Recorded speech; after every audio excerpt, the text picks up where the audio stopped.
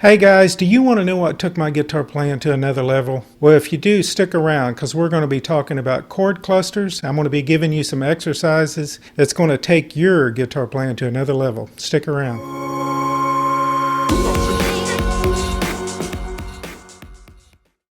All right, let's get started. The first thing I want to talk to you about is I'm going to be referencing 1654. So I want you to have a basic understanding of the Nashville Number System. The Nashville Number System was created back in the 50s by a guy named Neil Matthews. It was for the Jordanaires. The story I heard was the Jordanaires were singing on a lot of Elvis stuff, and so once you did that, everybody wanted you. They had to figure out a way to be able to come in and sing their parts quicker, because all the songs were so different.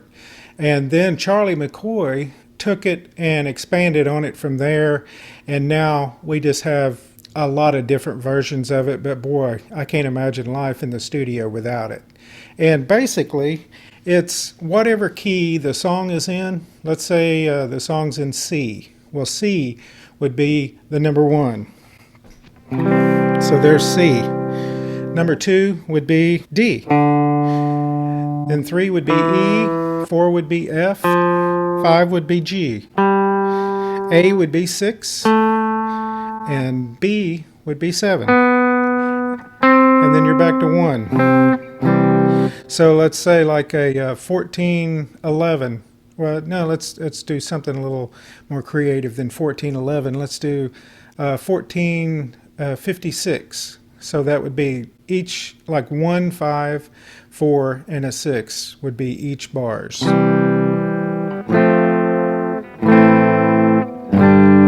We've all heard that change before.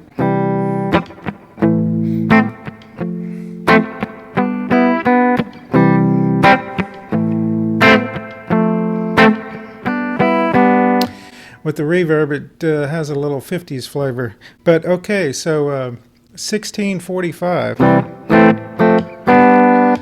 So say the singer says, hey guys, it's a little low for me. I need to take it up a whole step to D. Well, our chart never changes. We're still doing 1645.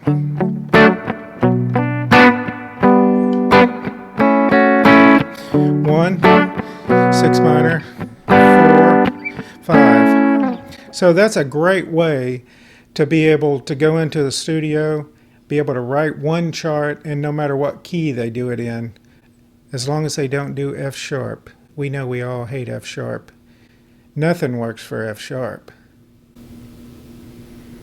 We'll probably edit that out. Okay guys, now that we have a basic understanding of the Nashville Number System, I want to talk to you about one more thing, blocks. And I like to look at blocks as like the shape of an A chord. I consider that the shape of an A chord. And just like this is C, if you move that C up a whole step, it's D, right? And then if you don't play the low D, I still consider that a C shape. If the song's in A, that's an A block. If the song's in D, it's actually a C block because it looks like the C chord. So the song's in D. And then there's a F shape. So if the song's in the key of G, well, that's a F shape to me. And then, of course, you've got the bar chords. But those are the three basic A shape, C shape, and F shape. And then it goes back. And you can build all your chords out of those basic three. So, all right, let's look at chord clusters. What are chord clusters? Chord clusters, to me, is a great way to make life easy when you're trying to think about, the song's got a 1645 in it. Okay, let's look at 1645 out of the A block. There's your A, so the song's in A. So to make a minor, to make the 6 minor, just add that one note. Okay, so anytime now that I'm playing in the A block, let's say we're down here in the key of D, and the song, and I'm playing out of the A block. It's the song's not in A, but I'm playing out of it. The shape that I'm making looks like an A, just to make this simple. So all I had to know is the same thing I knew up here when I was playing an A. To make it a 6 minor, I just add that finger there. To make D down here a 6 minor, you just add that one finger. So no matter what key you're in, say B flat. Okay, there's my 6 minor.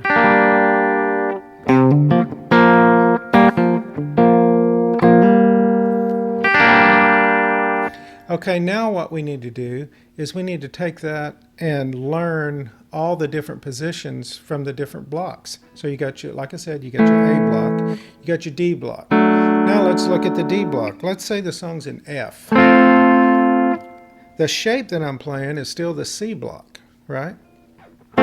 So let's look at another 1645. Let's look at.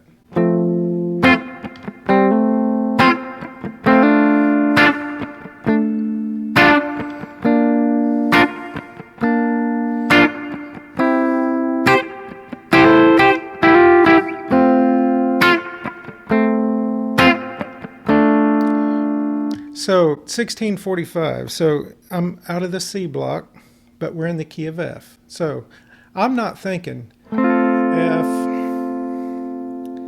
D minor, then B flat, and C. I'm thinking, okay, the song's in the key of F. Now I just need to go through my positions. So F,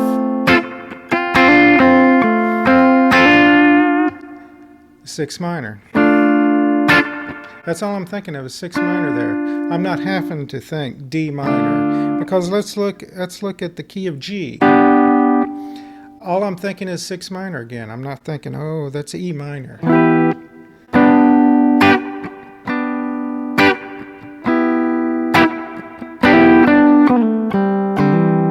See, and that's another, okay, you're in the C block, the C shape, the song's in G, so there's G.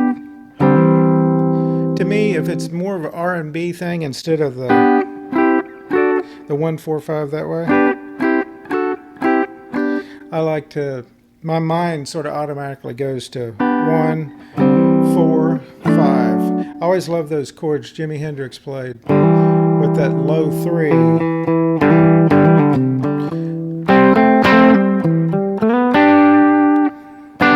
So let's say the song's in B flat.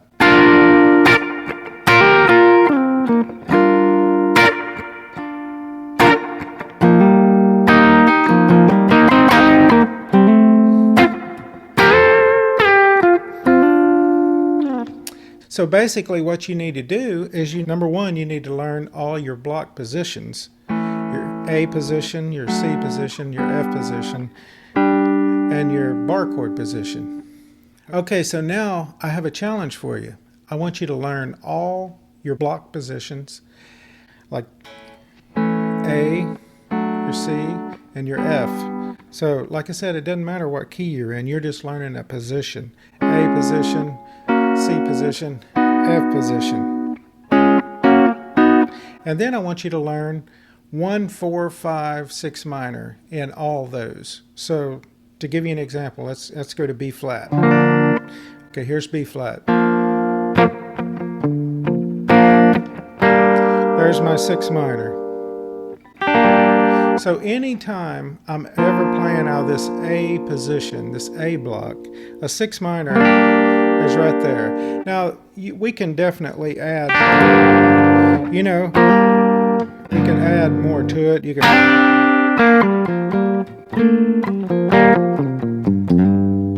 But this is a great way to make life simple when you're playing rhythm chords up and down the neck, especially electric guitar. Okay, I'm in the 1. There's my 6 minor. Now let's go to the 4 out of the A block. There's my 4. There's my 5. So now I've got the 1-4-5 6 minor. 1. Or you can do the 5, like I said up there. You have an option there. 1. You have the 1. 4, 5, or the 5 down here, and then the 6 minor. So my challenge is to you is to learn 1, 4, 5, 6 minor in all these different block positions. Okay, now let's look at the C block. Let's go to F. We're in the C block. We're going to play 11, 44, 55, 66 minor.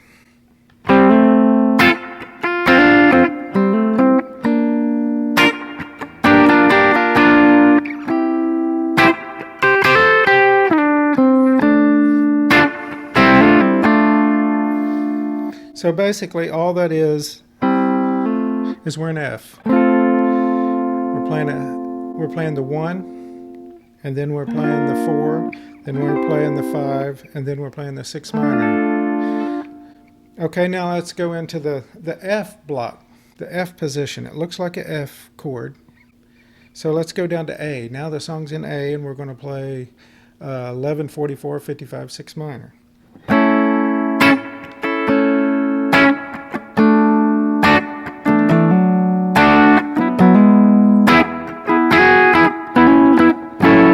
Okay, now I jumped. This is a cool thing. It's where you're mentally jumping up to a different block. So, okay, I'm in A. Here's your 1. Then you go to your 4. Okay, now then when I jump up to this 5, instead of going down to this 5, up to this 5, I have an option. I can go back where I started, or I can throw myself mentally, have a paradigm switch into the C block, which is A down here, the key of A. So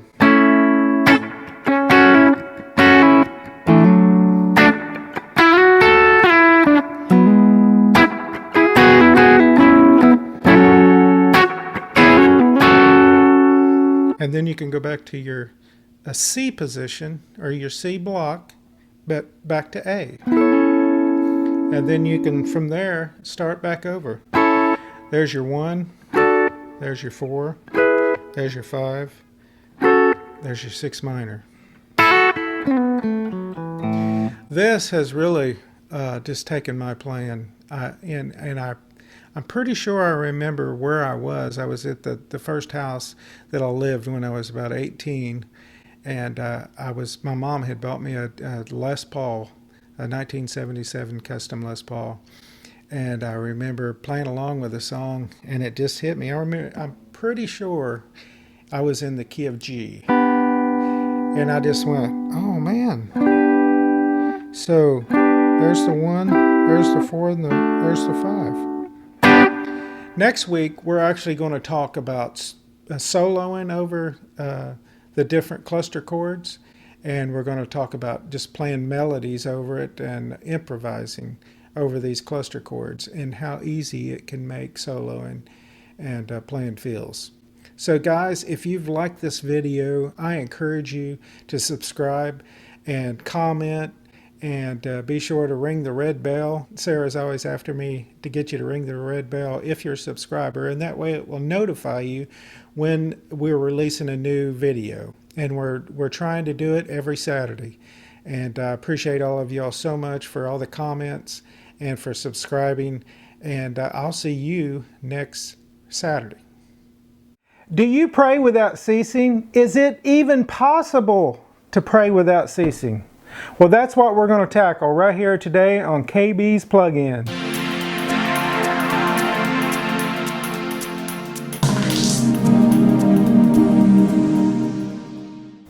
So let's go right to the Word. 1 Thessalonians 5:15 through 18 says, "Make sure that nobody gives back wrong for wrong, but always strive to do what is good for each other and for everyone else. Rejoice always. Pray continually. Give thanks in all circumstances, for this is God's will for you in Jesus Christ." So what does pray without ceasing really mean? Well, let's look at 3 different things. Number 1 is a dependence that permeates all we do. This is the very essence of prayer. Even when we're not speaking conscious to God, we have this aura of dependence on Him.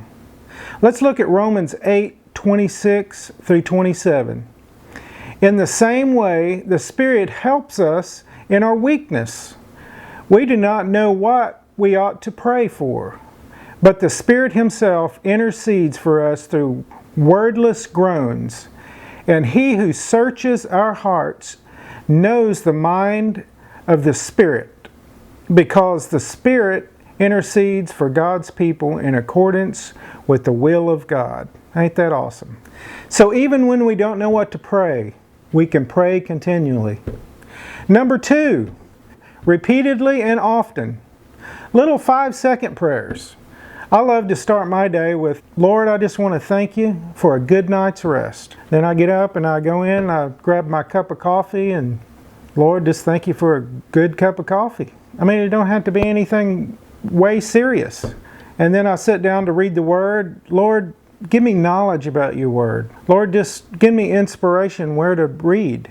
Thank you, Lord, for this session I'm at today. Thank you for work. Lord, give us someone to minister to, either by financial or speaking a word of encouragement. Just like right before we did this taping, Sarah and I joined together and we prayed and we said, Lord, let this inspire somebody to get in the Word and to pray, to cultivate a relationship with you, a real relationship. This is how we cultivate real relationships. I don't know if you're like me, but I was born and raised in church and I've heard it over and over and over. You need a relationship with the Lord. And you know, a lot of times we get in a rut and we go to church, we listen to the Word, and then we don't pull out our Bibles or we don't pray until we need something or until the next Sunday. I would just encourage you to pray and to create a relationship with the Lord Jesus. Okay, number 3, how that we can pray without ceasing. Don't ever give up on prayer. I think that's what the Word is saying. Don't ever give up on prayer. Don't ever give up on God. A lot of times, I think we start praying for something, and because it doesn't come in our timing or the way that we think it should, then we just give up on the whole thing. So we don't need to throw the baby out with the bathwater. So in wrapping this up, we need to consider that we need to be disciplined in having a specific time set aside every day that we can pray. You know, I know some people say, you know, I just want to pray spontaneously throughout the day without having a specific time set aside. And you know, that's all fine, but I still think you need to have a specific time set aside. I mean, let's look at Daniel in the Old Testament.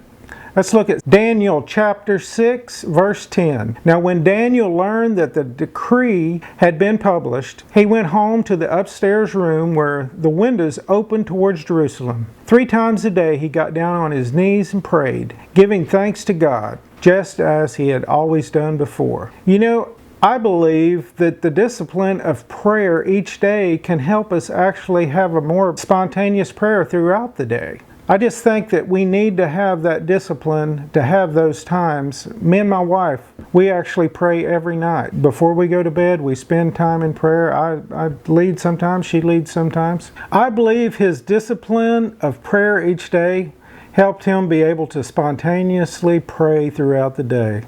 So in review, let's look. Number 1, we need to live in a spirit of dependence on Him. Number 2, we need to pray repeatedly and often. Number 3, we need to not give up on prayer, whatever you do. So what will help us? Staying disciplined in having a specific time set aside for prayer every day. I sure hope this has enlightened you on how you can pray without ceasing. If you've liked this video, be sure to share it, like it, and comment. Until next Saturday, I'll be seeing you.